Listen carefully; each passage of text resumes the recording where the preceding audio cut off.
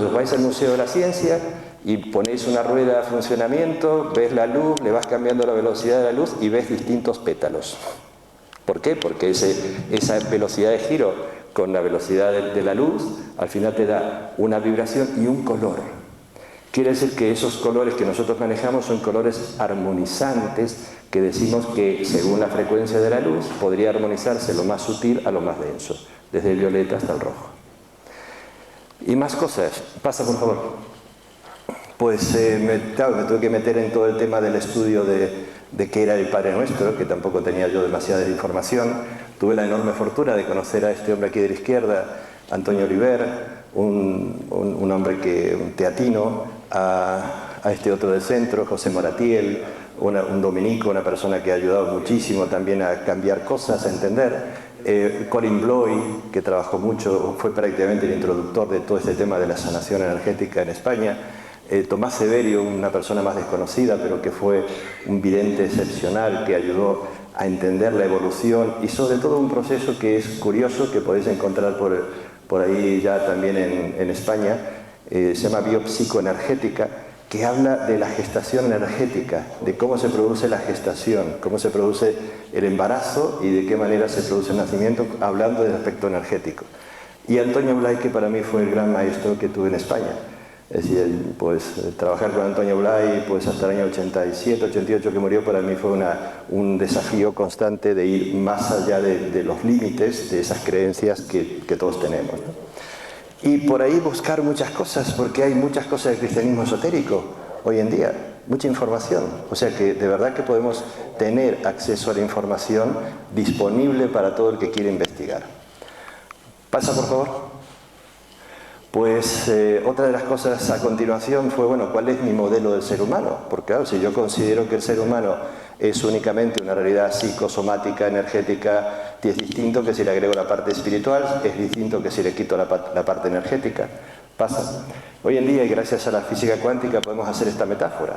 El ser humano es un misterio, H2O, y ese misterio se puede condensar. La vibración que tenemos los seres humanos tiene distintos grados de cohesión. Lo más condensado, sólido, es la parte física. Lo que le sigue en densidad es lo que podemos llamar las emociones, que son pastosas. Lo que le sigue en densidad son los líquidos, es mucho más movible la energía. Y finalmente la parte energética. Esa parte energética que a veces ves, otras veces no ves, como el vapor. Pero en definitiva, esa parte también tiene que ver con que aquí en el centro, ese misterio que somos, tiene que expresarse de alguna forma, y tenemos estas formas de expresión, que nosotros reflejamos en esta idea del ser humano como estando compuesto de 5 inteligencias. Quiere decir, tenemos una inteligencia somática, corporal, una inteligencia de nuestro cuerpo. Esa inteligencia es totalmente instintiva desde el momento de nacer y se puede educar. La inteligencia emocional, el segundo aspecto de evolución de los seres humanos. Cuando pasamos de aquel reptil, empezamos a evolucionar, aparece toda la vida en tribus, aparecen los mamíferos y el cerebro emocional. Y en tercer lugar, lo cognitivo.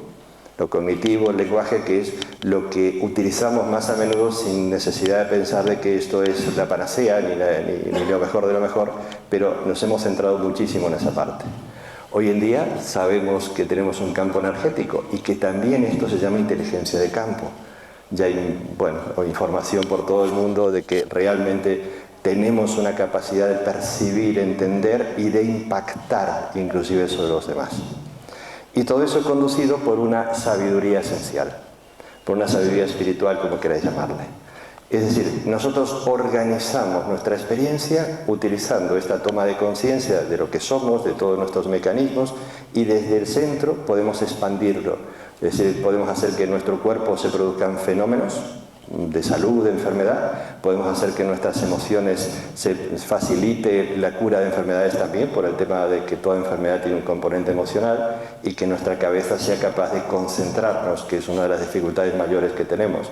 La capacidad de concentración es lo que prácticamente ni tenemos. La prueba es que te pones a mirar un segundero de un reloj y a ver si eres capaz de aguantar un minuto mirando el segundero de un reloj, no sin pensar. Es casi imposible si no tienes un poquito de entrenamiento. Quiere decir que desde la parte espiritual nosotros somos capaces de gestionar todos estos procesos, pero es lo que quizás la mayor parte de las veces no le damos tanta importancia. Así que cada uno va pensando en las repercusiones que tiene en su vida. ¿Pasa? Pues con toda esta información entonces, con todo lo que fui investigando y explorando durante todos estos años, hoy os cuento lo que entiendo de lo que significa esta relación que existe entre el Padre Nuestro y los chakras. Pasa. Primero, una declaración, vamos a decir, de Edmund Fox, que es uno de los grandes padres de la metafísica. Todo lo que empezó el siglo pasado, en el primer cuarto del siglo pasado, con el tema de metafísico, y por todo el mundo, Edmund Fox fue uno de los grandes impulsores, vamos a decir, una persona muy respetada en su momento. Y él decía, la gran oración, refiriéndose al Padre Nuestro, es una fórmula compacta para el desarrollo del alma. Fue compuesta con infinito cuidado para ese fin, de manera que aquellos que la usen regularmente, comprendiéndola, experimenten un verdadero cambio en el alma. No hay más progreso que este cambio, llamado en la Biblia nacer de nuevo. Yo me creo profundamente esto. El Padre Nuestro es una oración que está diseñada por un ser excepcional, como tú quieras llamarle, un santo, un avatar, un gurú o el mismo Dios hecho hombre. Da lo mismo, pero ha sido diseñada como para que digamos, trabajemos con ella y se produzcan cambios y transformaciones muy bonitas. Pasa. Es muy sencillo.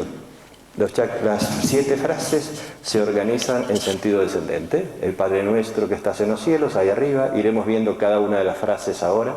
Quiere decir que tiene 7 físicos, emocionales, intelectuales, energéticos y espirituales que están implicados en ello. Vamos a verlo uno por uno. Pasa.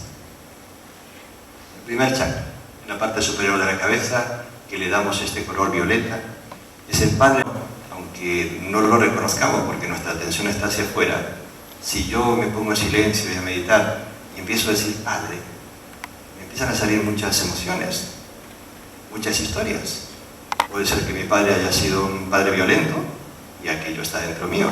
Si mi padre fue un padre, y digo padre, y lo digo varias veces, o constantemente, si es una oración que mantenemos en el tiempo, pues aquello está emergiendo en nuestro interior y parece como que está influenciando de una forma diferente de la que uno pretende. Aparte, claro, no sé, dentro de todo lo que a mí me tocaba empezar a entender la parte cognitiva, pues fue una de las cosas que yo fui pidiendo, fue una de las grandes certezas que me quedaron de aquella experiencia, que cuando yo pido, se me da. Si pido desde el centro que quiero saber algo, lo sé.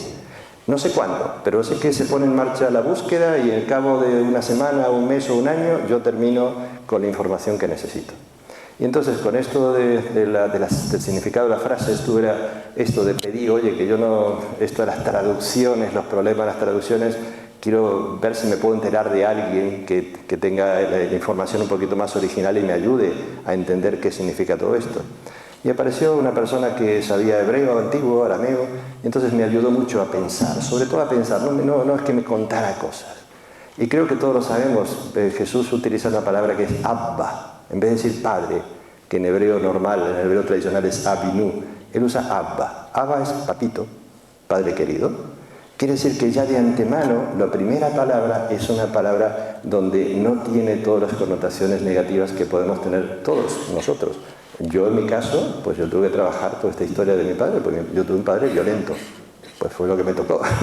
Entonces en aquella época, hace un montón de años, tu padre te miraba y sabías que tenías que quedar quieto, pues si no venía detrás de eso una caricia. Entonces, el padre, ya en principio, la palabra que dices tiene un significado emocional que hay que empezar a limpiar. ¿Y qué significa cielo? Porque cada palabra tiene un sentido. ¿Qué significa cielo? Cielo es un estado de perfección. Cielo no es ningún lugar específico. Y también esto es dicho de esta forma, en su momento, hace 2000 años, esta palabra también tenía como una especie de desafío muy grande a toda la cultura organizada de aquella época. El Padre está en los cielos o en el cielo. No está en la sinagoga, no está en el desierto, no está en ningún otro lado más que en el cielo, en un estado de perfección. Entonces veremos cómo poco a poco esa información comienza a bajar chakra por chakra y comienza a tener repercusiones.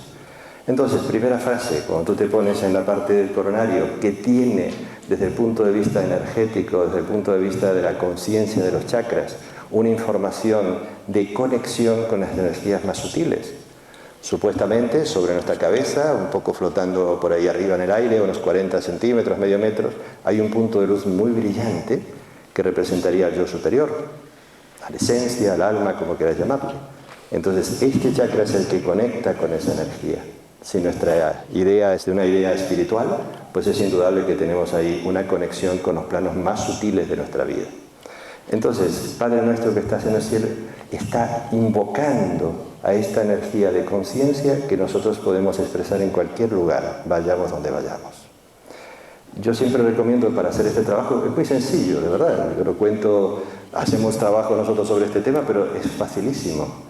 Te conectas con el sentido de la frase, empiezas a leer, empiezas a estudiar, empiezas a revisarte tú cada una de las frases, qué creencias hay detrás de todo esto, y se va a producir un trabajo de actualización de la energía muy bonito. Otra de las cosas que podéis hacer es leer libros de los chakras, que hoy en día hay 1000. Nosotros sugerimos muchas veces el de Hermanos que curan, de Barbara Brennan, que es uno de los libros más sencillos, más al alcance de todo el mundo y quizás uno de los libros más centrados, porque tiene significaciones biológicas, significaciones psicológicas, entonces te ayuda mucho a entender el significado más psicológico de los chakras, que no es únicamente una parte energética. Pensad que en Occidente le llamamos biopsicogeneradores, o sea, cada chakra es un generador de funciones biológicas y psicológicas.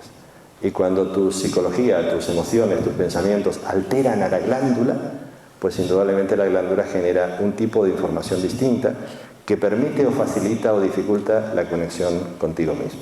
Pasa. Segundo, santificado sea tu nombre. Es una frase críptica. Tuve mucho tiempo dándole vuelta a todo esto hasta que en la misma Biblia empiezas a encontrar una información. ¿Qué es el nombre? ¿Cuál es el nombre? El nombre de Dios. ¿Cuál es tu nombre? Venga, si dijo yo soy el que soy. Entonces empiezas a entender y cuando empiezas a estudiar más cosas, porque me fui metiendo en cábala, en esto, en aquello, te das cuenta que los cabalistas, los magos, como queréis llamarle, cuando invocan algo, si saben el nombre de eso, conocen la energía más íntima. Y entonces esa energía es utilizable, vamos a llamar así. Entonces, cuando tú dices Dios, cuando tú dices Padre en este sentido, ¿qué es lo que invocas? ¿Qué hay? ¿Un hombre de barbas? ¿Bastante viejo para colmo? ¿O qué? ¿Qué energía le pones? ¿Es un valor? ¿Es un ser? ¿Es el todopoderoso, el potente o el impotente? ¿Qué sé yo? ¿Qué dices tú? Porque tienes que certificar eso. Tienes que encontrarte con que eso que estás diciendo tiene que ser expresado a un nivel de perfección. Y eso significa ser santo, un nivel de perfección. Y tenemos santos en todas las tradiciones de la tierra. Hombres sabios, mujeres sabias, eso es un santo. Un santo es un ser que puede transmutar todo lo que existe. En todas las tradiciones son los que hacen milagros, los que van más allá de lo conocido. Y nosotros tenemos que santificar un nombre. Pues será cuestión de que si te interesa, que empieces a buscar un nombre para ser santo. ¿Qué quieres ponerle a nombre a Dios? ¿Poder? ¿Amor? ¿Bondad? ¿Sabiduría? ¿Fuerza? Pues tiene todos esos nombres y más. 99 nombres.